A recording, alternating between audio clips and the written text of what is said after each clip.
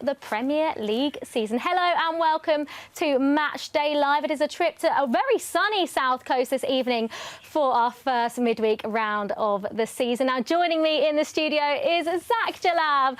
Zach, after that Leicester game, you must feel pretty confident going into this game against Southampton? Yeah. Considering the circumstances against Leicester, I think it proved the boys had that mentality there for when things are against them, they can perform. And they did. They did very well, in fact. It's not easy playing against 11 men when you're a man down, especially for over an hour, which they did. So to do that, yeah, a lot of positives.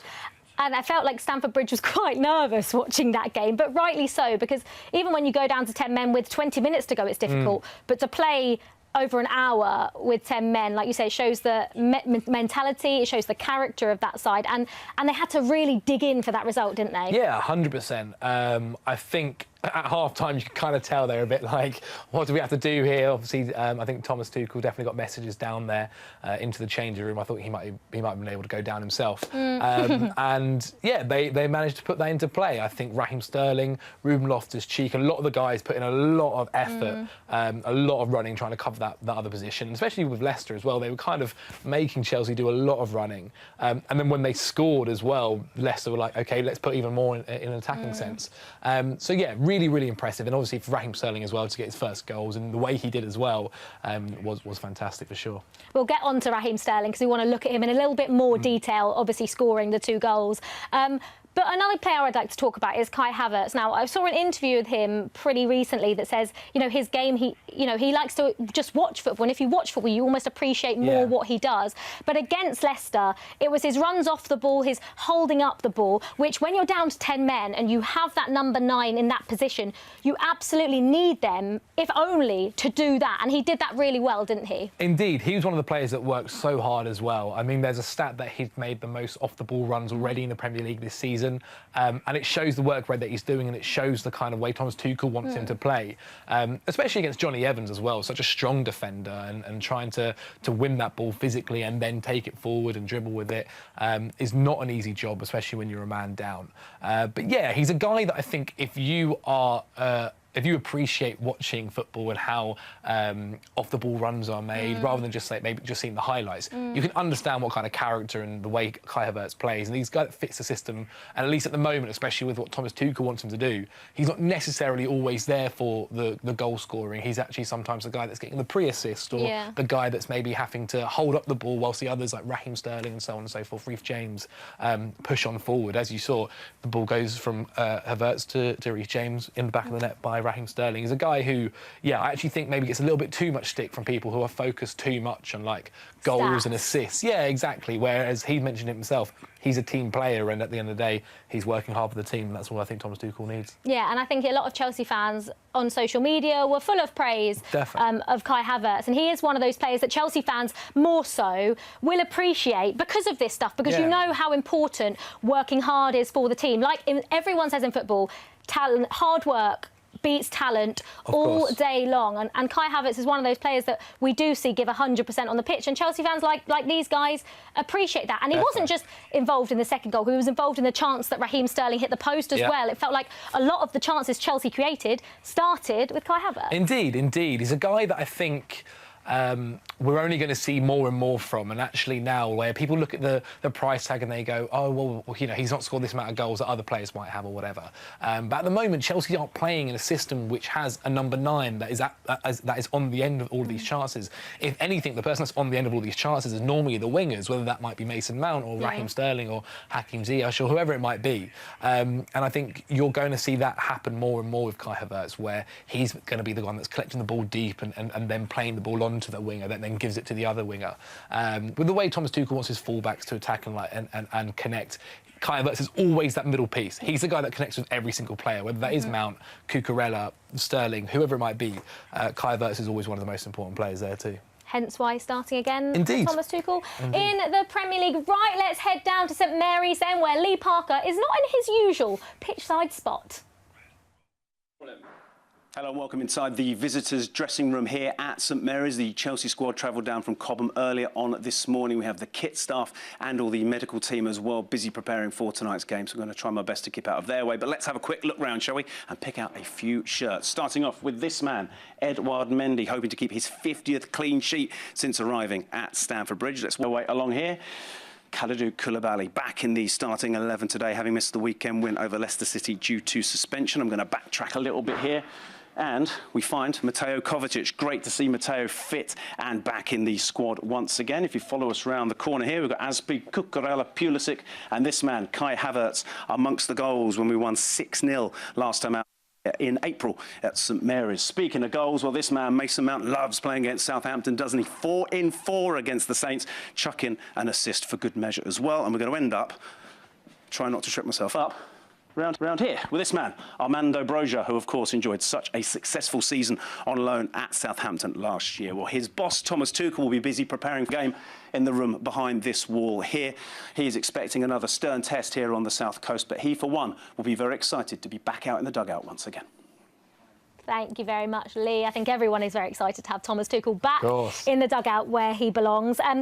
Right, let's talk about Zach. You mentioned him earlier. Raheem Sterling, the match winner, which turned out to be against Leicester. And he's finally got off the mark because he's looked Chelsea's most dangerous player, especially in these first 4 games. But he finally got the ball in the back of the net. And what a performance from him. I know. I mean, to be fair, if it wasn't for the offside rule, we're thinking about 6 by now. Should have got an assist there as well. That's such a good ball as well. That's an incredible ball. Something you might have seen him learn under Pep Guardiola. Got a little deflection of that goal, but I think it's still a wonderful finish. They all count. Indeed. And look at what it means to him. And then this one here, Cucurella plays a fantastic ball. Luckily, little deflection. And unlucky, but it's a great save. Do you know, it's a fantastic save. When I first watched that, I was like, oh, he's got to score there. But then you see the nick off Ward's foot. It's a fantastic save. And that little link-up, I'm pretty sad we're not going to be seeing that today, Reece James and Raheem Sterling. But when you look at those stats there against Leicester, 2 goals, 3 shots, you can't really ask for much more from him, can you? You can't. And you can see that he's enjoying his football. It feels like under Pep Guardiola you have to play such a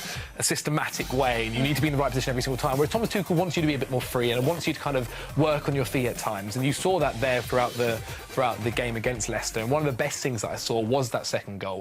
How many times have we seen Reece James put that ball into the box of that back post and it goes past because no one's there? Finally seeing Raheem Sterling, because that's a position you saw him dominate for Man City. They love someone at the back post. You're seeing Erling Haaland do it at the moment for them. To have him there, I think we'll see that link up. Reece James assists for Raheem Sterling quite a bit. We will, but unfortunately, we will not be seeing that link up tonight. We might as well speak about it now when we talk about the link-up between Reece James and Raheem Sterling.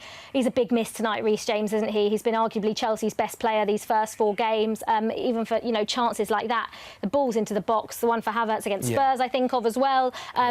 He's a huge miss. He really is. He really is. Like, Reece James has become maybe the same with like Mason Mount, of one of the first names on the team sheet every single time. Other positions you can kind of argue, is it Chilwell, is it Cucurella, is it Kovacic, is it Jorginho when everyone's fully fit, Kanté, or so on and so forth. But Reece James is there every single time, week in, week out. He's someone I think that Chelsea miss when he's not playing, but that's just because of how good he is. Hole, doesn't exactly, and that's not to discredit anybody else on whoever might be filling that, whether it's Ruben Loftus-Cheek or Azpilicueta. It's just because he has now got to one of the best players in the league, one of the best players in the world in his position, and everything he offers, like I think at times watching him, he's the most creative player for Chelsea on the pitch, and the way he can kind of put in a ball or cross it or defend so well, the pace he has, like he's a guy that has everything to his game. And when you just add the fact that he's only, 22, 23, like, he's going to get better and better and probably be here for 10 years or so. Hopefully, well, Reece James is out through illness, but hopefully he will be back in time for that big London derby against West Ham that is now obviously on Saturday at 3 p.m. Back to Raheem Sterling. Do you feel like now maybe the pressure's off him a little bit, just because, he was having quite a few chances, hadn't quite found the back of the net. Now he can relax. Yeah, I think as much as professional footballers may say, you know what, there's no pressure or whatever, I personally feel like you'd always have a little bit. Just get that first goal, especially when you're a forward and when you've been brought in for the amount of money that he has. So, yeah, to get your first goal, and not just your first goal, your first 2 goals definitely relieves you of that kind of pressure. It'd be interesting to see how he operates today. I'm sure he'll have a couple of chances to make sure he can, let's just hope he can put them in the back of the net. But, yeah, I think now definitely playing with maybe a little bit more freedom for sure. And, you know, you said scoring those chances, but actually he's been helping the team. You can see him there. He's helping the team in creating chances as well. And sometimes that has been an issue for Chelsea. So they've brought him in and he's been doing exactly what he's been brought in to do, is that score goals and create them. I think Thomas Tuchel, when he realised that he's got Raheem Sterling, must have been like, how have we done this? I think a lot of people, even like a lot of the wider football generation were just like, how have Chelsea got Raheem Sterling for around 40, 45 million? Someone in his peak that's Premier League proven, so young still. Exactly. Like, he's a guy that I think, obviously with the way City were, they bring in players left, right and centre, and he must have felt like it was time to move on. But Thomas Tuchel must be looking at this and going, we've got someone here who, as you mentioned, in his peak, he's willing to run at players, like he can dominate that left flank for us for years. I can kind of help build a team with him and around him. He's got the leadership skills. He's only 27 years old, but he's got the leadership skills of winning several Premier Leagues, making it to the Euros finals, been in England international for so many years now. He is a fantastic signing, and to just see him continue to play for Chelsea, it's weird. I didn't see it coming maybe before the season. No, I didn't see it coming either. I'm very happy he's here, that's for sure. And even against Leicester, you know, we talk about, you know, going forward attacking wise, how much of a threat he is, but actually he really was digging in like everyone else, dropping back into midfield. We saw in one of the tweets there, a fan was saying it, dropping back into midfield and helping out that team because we desperately needed it, especially in that second half. So he sort of, his performance had everything, didn't it? Yeah, look, a lot of people look at forwards and say, as we mentioned earlier, Kai Havertz, it's going to have to be goals and assists that they get judged on.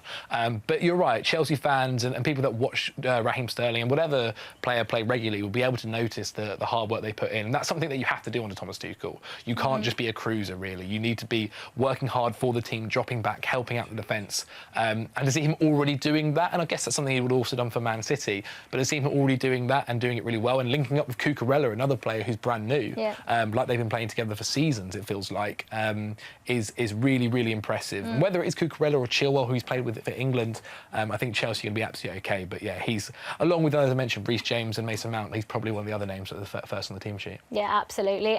There's now 2 days to go, Zach, until the transfer window closes. It's been a bit of a crazy transfer window. For sure. First of all, Callum Hudson-Odoi, it was announced today, has gone to Bayer Leverkusen on loan. Is that a good move for him, do you think? Yes. I think for Callum, this is maybe the perfect move at the right time here. With Raheem Sterling playing in his ideal position, and obviously also with Christian Pulisic and Hakim Ziyech still at the club at the moment, minutes going to be hard to come by, especially for someone who's still kind of coming back from injury at times. It feels like going somewhere in Germany where the football is so free and free-flowing and really fast. Like, I think it's perfect for him. You only have to look at someone like Jadon Sancho and see how he succeeded over playing for Borussia Dortmund. I think, going over to Leverkusen and playing in the Bundesliga is the perfect league for him. Because if he can have a season of a lot of minutes, if he can get over 2,000 league minutes and also contribute well in an attacking sense and stay injury-free to build up the confidence. Thing, isn't it? That is the big thing, because sometimes what does help you injury-wise is just playing. Playing week in, week out, and rather than, kind of only getting, say, 10 minutes on the substitute appearances, an FA Cup, never really put together, you can't get into a rhythm, can you? Exactly. And so him going on loan to Leverkusen and the Bundesliga is something that I think is really impressive. And Callum might also have something in his mind of, look, the World Cup's later this year. If I can have a good beginning month or two, like I can maybe try and start pushing the questions to try and travel with England. And so, I think it's very smart. I also like the fact no option to buy. It shows faith in Callum Hudson-Odoi for the future of Chelsea. And he's only 20. I think he's about 21 later in December. He's still so young. I think it's good all round. Yeah, and Chelsea have got an option to recall him in January if they need him as well. So that's also positive. We wish Callum Hudson-Odoi the best of luck at Bayer Leverkusen, and I'm sure plenty of Chelsea fans will be keeping an eye on their games just to see how he gets on. Zach, anywhere else you want, when you think of positions more specifically, any positions you think Chelsea should look to strengthen? I think if you ask Thomas Tuchel, he'd want one in every single position. He said today that he currently doesn't have that many challenges in terms of who he's going to pick in his starting line. And I think before the season starts, you look at the Chelsea squad and you go, well, they've got a lot of midfielders, but then you realise, like, well, one is N'Golo Kanté, who's already injured. Kovacic has a patchy injury record at best, so then you've lost those two, and then you've got Gallagher, who's only just joined the squad. Ruben Loftus-Cheek, whose injury record isn't that great, and so it's leaving you with Jorginho. So you're like, OK, I think another midfielder, definitely wouldn't go amiss. I think that a defender, which, possibly soon may be accomplished, which is fantastic news as well. And then a forward, I wouldn't mind maybe a forward, a bit like Raheem, who's got a bit of experience with him, whether that can be playing through the middle or playing off the wing, with the way Thomas Tuchel wants to play, would probably fit his system better. If those two positions can be done as well, a midfielder and a forward, I don't think Thomas Tuchel wouldn't mind too much, and I think it would definitely help, because Chelsea are going to play a lot of games. Like, they want to go far in every competition. I think it was really only last season in the Champions League we haven't made it to the final under Thomas Tuchel, so that's 60+ games.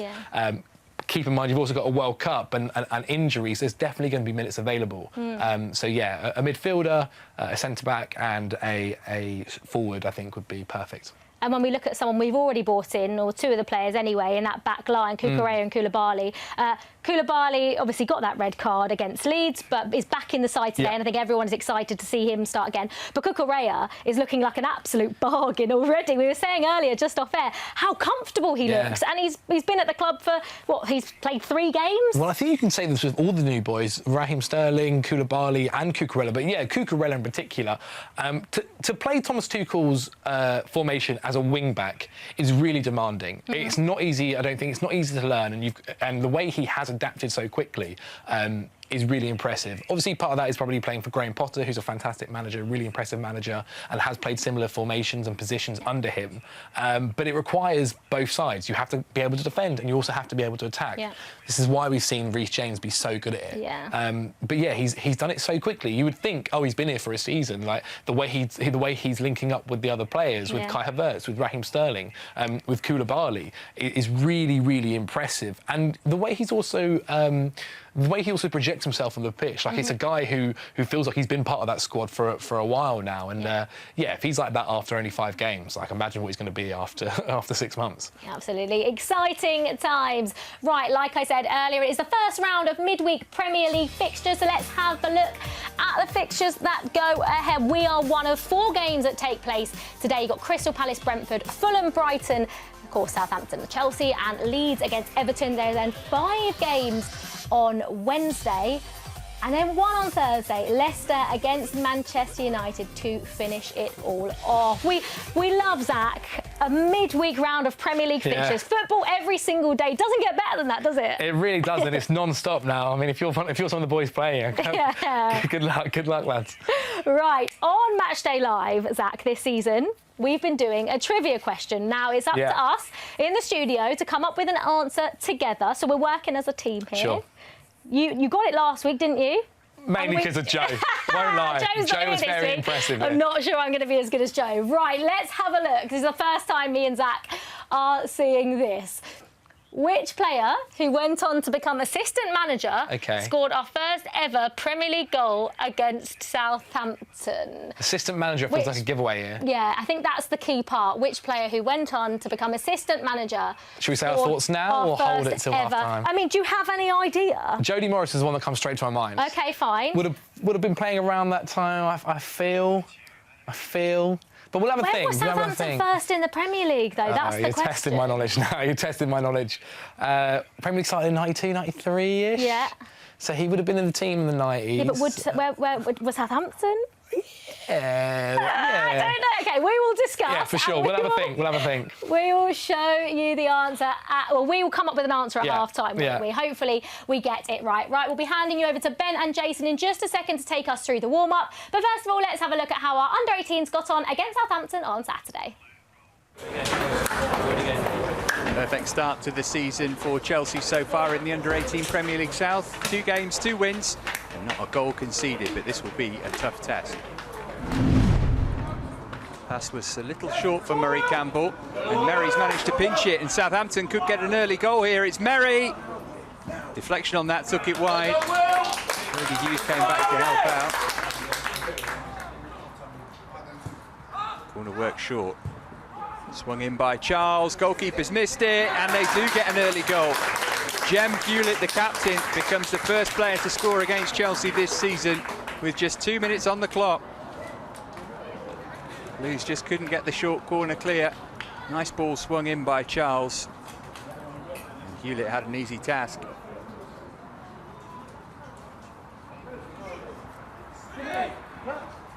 Moved on by Dyer. Spaces out left-hand side here for George. And he goes again. And still George, goalkeeper's lost it. Picked up by Lewis Hall. That's the Southampton bodies back in the box, but Chelsea still putting the pressure on. Achiampong's cross, Castledine's header. Wow, he normally buries those.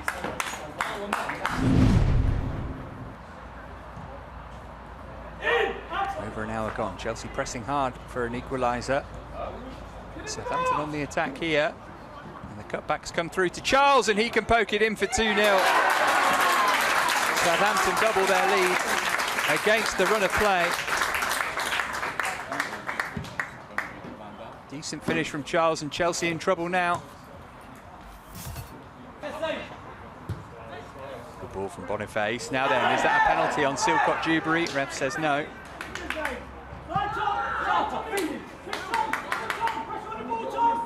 Boniface. To carry the ball. Here's Amper. He's won a corner.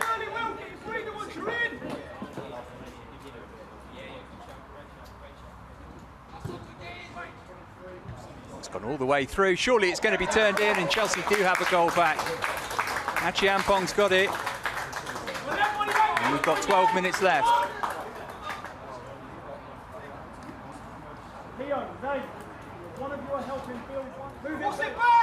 Substitutes have really had a positive impact for Chelsea. Here's Amper, one of those. Could be an equaliser here for Boniface. It's deflected behind for a corner.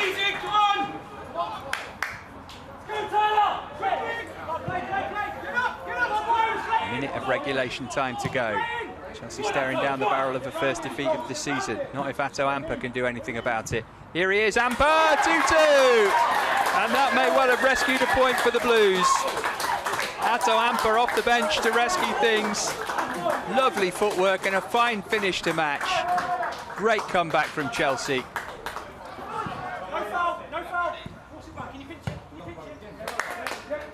Only done by Brody Hughes. And that is that, a point apiece on the South Coast. Chelsea coming back from 2 goals down to earn a draw late on. 2-2 the final score.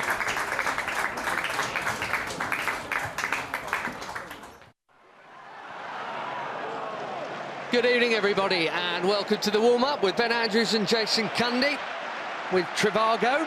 Wherever we go, Trivago is with us. And now they bring us to St Mary's to follow this warm-up of the Blues for the match away to Southampton. And here they come in the home kit with the third-choice socks tonight. Good evening, everybody.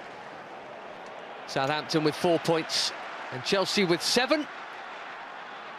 The Saints beaten here by Manchester United at the weekend, while Chelsea did it the hard way with 10 for a long time against Leicester. There are plenty of team news changes, including the return of that man there, Kalidou Koulibaly.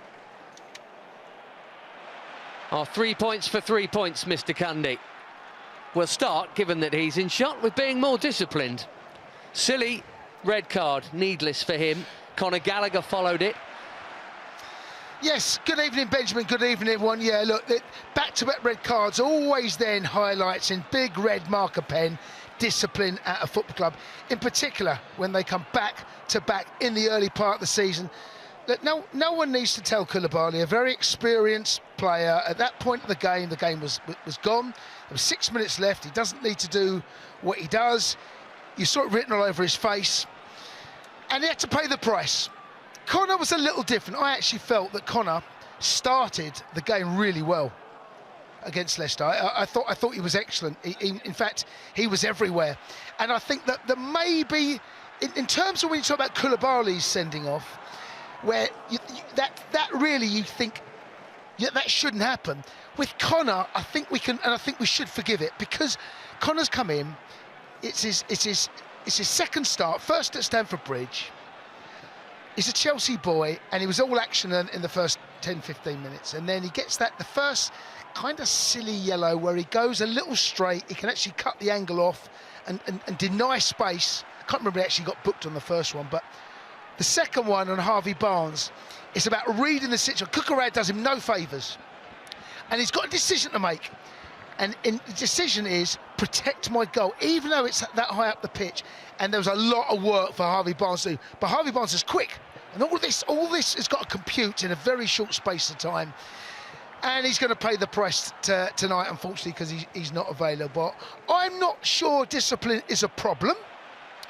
But if we get another red tonight, let me tell you, people will be talking about it all over social media, all over the sporting networks. 2 in 4 games. There was 1 all season last year for Reece James at Anfield, which is pretty amazing. It's generally incredibly well disciplined, but we shall see. Now, on to our second point, handling the Southampton press, which we presume will come tonight, not least because of a perceived lack of pace at the back. And clearly, Leeds showed, especially by changing their entire front 5 in and around the hour mark in that game at Ellen Road, that you can, for 90 minutes, keep going at Chelsea, and you can make it incredibly difficult to play against. Yes, but it's how you adapt. I don't think we adapted, Ben. Going longer isn't an option without a front man. No, but you haven't always got to go long. There's passes you can actually stretch their back line by forcing Havertz higher. You haven't got to come short. That little dink pass, you can go over the press. Is there a way we can kind of get in? And what you've got to do, you've got to try and let them think they're vulnerable to the press. I'm not sure at any point in that game Leeds ever felt vulnerable to the press. What I mean by that is that if we press, we squeeze the pitch, we do this, we do that, and we force the ball back to Mendy, eventually they've got to go long, and that's where you're forced to go long. I wonder whether that pass needs to be taken a little earlier. And I'm not saying we have to go from back to front. I'm saying, can we just play a little ball that makes them think that press might not work? At no point do I ever feel that Leeds ever felt vulnerable, and at no point do I ever felt that we adapted. I think adapting to the press. And how do we change our game if our game isn't working and theirs is, even if it's like for 15 minutes? Then you might see a different side. If we'd managed to get in 2 or 3 times, Ben, by perhaps dinking that ball in behind their press, or managing to try and get Connor a little higher up the pitch, taking a bit of a risk and not playing short, and we got out, I tell you now, you watch them all of a sudden think, oh, do we press every time? It's about success, and they had plenty of it. Well, we'll see if Ralph Hasenhüttl does take a leaf out of Jesse Marsh's book. Next to Koulibaly, who we were looking at there, Cesar Azpilicueta, we're not entirely certain whether he's a right back or a right wing back, or sorry, as part of the back 3 or a back 4. But Dave is in for just his second start of the season. Yeah, so the clever money is a 4-3-3 or a 4-2-3-1, a variation of. You and I and you know, the other guys in the office have spoke at length about what it might be. So it could be a 3. There is a chance that we could see Aspi, Silva and Koulibaly, Cucurella one side, Ruben the other, Jorginho. But then all of a sudden you've got Hakim Ziyech. How does he go? Where does Mount come in? Does Mount drop a little bit deeper? Does he become that man that sits there? Do we then become a bit of a Havertz sitting? Ziyech sitting in behind Havertz. It's so difficult to work out exactly what we are doing. And if you and I are struggling, then you're pretty sure that Hasenhüttl right now is going, what variation? Ben, we will know within seconds of what we're thinking. You would have thought by the way that we line up. But the personnel can lend itself to a number of different variations of what we do to line up. The most important part of the lineup is going to be the back line. Are we going to be a 3 or are we going to be a 4? And this chap here, you hear something different every day about whether it's Inter or Man United or going back to Ajax, but he's had a couple of tiny cameos and he's in to start tonight, which in itself is interesting, wherever he plays. What about Hakim Ziyech? Well, look, we saw the player, didn't we, at Ajax, and there have been moments, there have been some brilliant moments. Spurs are the one that springs to mind, of course. And there have been games where he's come on and shown what that wand of a left foot can do. But it's about consistently doing it. And there have been... Chelsea's a big club. You know, we've seen Werner come over and, you know, really kind of struggle to impact his game in this huge football club. We've seen Lukaku play for some of the biggest clubs in the world. Hasn't worked out for him, and I think there's an element of that with him. But when opportunity knocks, as it has tonight, seize it, Hakim, you know, and he'll know that. There's a player in there, Ben. We haven't seen enough of it. We've seen flashes, we've seen bits. In fact, we've seen lots of bits. Want to see more. Funnily enough, I thought his best spell of form was right at the start, with Frank playing a 4-2-3-1. Reece James was the right back. He was on the right of the three and cutting in a lot. And every game we were thinking, oh, he looks like the best of all the signings. Although it does just occur to me on that 3 or 4 at the back. Last season here, biggest win of the season. It was 3 at the back. Ruben Loftus-Cheek was the wing back. Chelsea scored 6. It could have had about 26. Yes, it was one of the most impressive performances, and we started like a train. Ruben was outstanding on that day, as was Mace, as was everyone. We blew them away. Maybe that's gone through Tuchel's mind. You know, that does lend itself. You look at that, Aspi, Silva, Koulibaly, you've got Cucurella one side, Ruben the other. You can have Mace dropping in alongside Jorginho. Hakim picks up a position on the left-hand side that we spoke about. Sterling on the right, Havertz down the middle. That would not be the biggest shock in world football if that happens. A number of websites that I've cruised have been saying that it's going to be a 4-3-3, but a number of websites, Ben, you cruise, are often wrong. And at least 2 of them are going to be wrong that I've seen so far.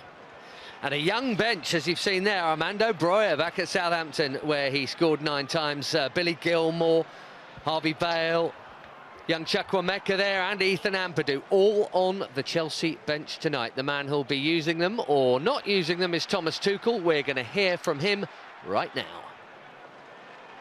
We've spoken recently, haven't we, Thomas, about the clear weeks that you've enjoyed, and it's getting to that point now we're going to have a game every 3-4 days, so I guess getting numbers, bodies back is going to be crucial, isn't it? Yeah, it's good that it's only N'Golo at the moment who's injured, but as the group is not so big anyway and transfer window is still open, so we need everybody at the moment to be prepared, because Champions League starts soon, the Premier League goes into fixtures on Tuesday and Wednesday, so it's coming, and you need to be ready for that, and you need to have a strong squad and depth in the squad to be able to win points, because the league is getting stronger and stronger. Great to have Mateo Kovacic back out on the training pitch and back with the group. What does a fully fit Kova bring to your group? He has what it takes to be a champion, and he's a fantastic guy and fantastic player. He's first of all a fantastic teammate with whom you would love to play, because he will always give everything for you. He will always try to make you look good, and that is his key quality, besides all the quality that he has individually. So it's nice that he is back. It's absolutely necessary, as we miss N'Golo, and hopefully he can play tomorrow and help us to win. As a coach, how much do you enjoy this stage of the season? Because you've got players coming in, players moving on.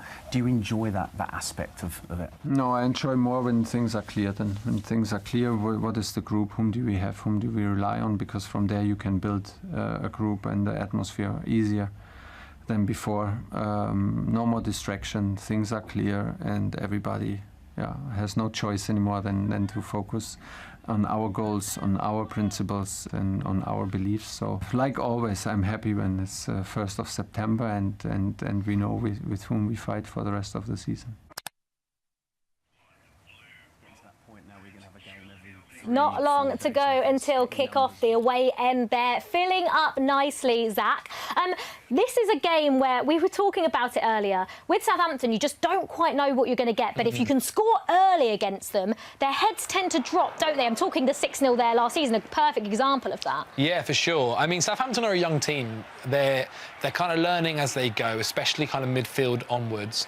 Obviously, they've got Armstrong from last season, who I think is still trying to find his way, and you'd like to think maybe after his first season in the Premier League he can crack on for them.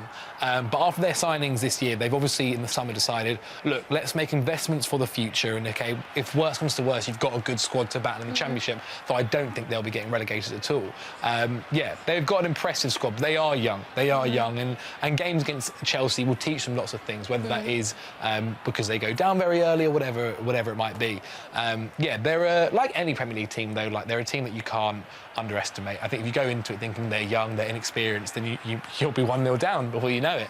And I'm sure Thomas Tuchel, who will know Havertz from obviously the Bundesliga and the kind of project that Ralf Rangnick made over in Germany, he'll try and have his number, that's for sure. Yeah, and with Southampton, they obviously played Manchester United the last time out in the Premier League, and that was a really tight affair. They were unlucky. Man United did have chances. Their goalkeeper did make a couple of very, very good saves. Yeah, but up the other end, Southampton had some big chances themselves, didn't they? So they can be dangerous going forward. Yeah, for sure. This is what I mean about not underestimating them. Like Bazunu, as you mentioned, is a fantastic young goalkeeper. Salas, who's a young centre-back they brought in. Lavia in midfield.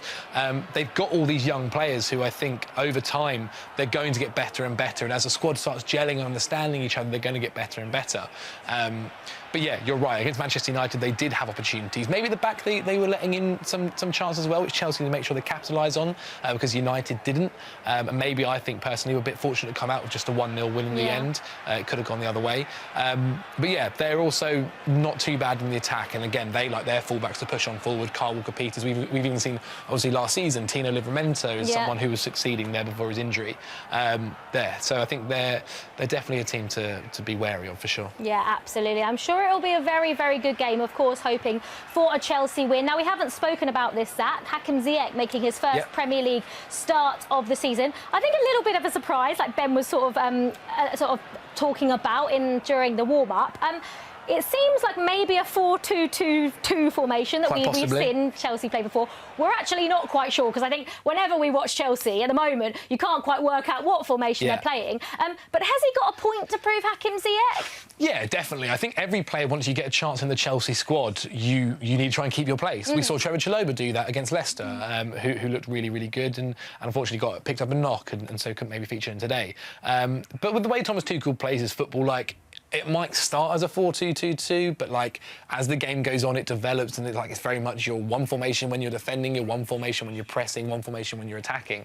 I like to think, it seems to me when he picks Hakim Ziyech, it's for a special role, whether that is like against Spurs last season, where he's right out on that right wing to get the best out of his left foot, and then you obviously have Mason Mount maybe in the middle and Raheem Sterling on the left, or he just thinks, we need to find those creative passes, because one thing that Hakim Ziyech does do is he is a magician with that left eye foot. of the needle, isn't it? Exactly, so exactly. Hopefully he can bring that. Another player that's come in, Cesar Azpilicueta, although we don't really need to talk about Cesar Azpilicueta because we know what he's going to offer, but just a little bit more experience in that back line. Yeah, for sure, and especially if Chelsea are maybe playing a 4 at the back and they haven't got Reece James, they can kind of afford to maybe play Hakim Ziyech. He'll push up a bit more and touch that and be on that sideline right out on the right wing. So maybe you don't need someone to bomb forward like Reece James would. You can have Aspie, who's maybe a little bit more conservative, a little bit more reserved, and much more focused on defending and doing his job in the back four. And then that also allows Cucurella to kind of push forward and do his side of things on the left. We know what we get with Azpilicueta. He's been here for 10 years. The guy he lives and breathes Chelsea. He knows exactly what you get from him. And do you think the Southampton defence are going to be looking at that team glad that someone like Armando Broja isn't going to be playing, because obviously they know him very well? He spent last season on loan there, did an absolutely brilliant job. Do you expect to see him come on at some point against his old club? I'd like to. I'm a really, really big fan of Broja. I think he's a guy that can also improve as well. And he's so young. He's 20 years old. He's only going to improve by getting game time. And so hopefully, I think there's a few youngsters on there. Harvey Vale's another one who, if Chelsea were, say, maybe, touch wood, but say they were 3-0 up at half-time or so, maybe Thomas Tuchel can look at some of the youngsters and maybe give some minutes to Billy Gilmore, Ethan Ampadu, Harvey Vale, Broja, and that would be a perfect time to try and fight for their place and earn some minutes. So what sort of game are you expecting here today, Zach? Because, like you say, it would be lovely if Chelsea were 3-0 up at half-time. But maybe my first focus, just keeping 11 men on the pitch. It's been two consecutive games now where we've ended the game with 10 men. So surely that's a priority for Tuchel. The discipline's a big thing. Numero uno, number one. Finish the game on the pitch. Finish the game with 11 men would be a fantastic one. And an easy one to accomplish, I think, to be honest. I'd say after that is a game of try and keep a clean sheet. Because at the end of the day, if you don't concede, you're not going to lose at the very minimum. And yeah, dominate the ball, do what Chelsea do normally, get your wing backs attacking or whatever formation we're playing, the wingers attacking, and yeah, try and play the Thomas Tuchel football, I think, and see, why not get Raheem Sterling another goal? Yeah, hopefully. Right, Zach, give me a score prediction. Going to put you on the spot. Oh goodness, I will happily take a 2-0 win here. I'm not going to be asking for 6. 2 is what I'm more than happy with. Okay, you go 2-0. I will go 3-1. Perfect. 3-1. 3-1. 3-1. 3-1. Zach, thank you very much for the time being. Right, kickoff is fast approaching at St Mary's, so it's time to hand you over to our commentary team, Ben Andrews and Jason Cundy. Good evening all, and welcome to Southampton versus Chelsea live on the Fifth Stand app. The players are in the tunnel. Armando Broja is smiling and hugging some former colleagues. We faded up in terms of crowd effect. And Southampton players without the tracksuit tops, Chelsea players with the tracksuit tops. New season, game 5. And it comes around quickly now, so get used to it, everyone. This is where the midweekers begin, and they barely stop between now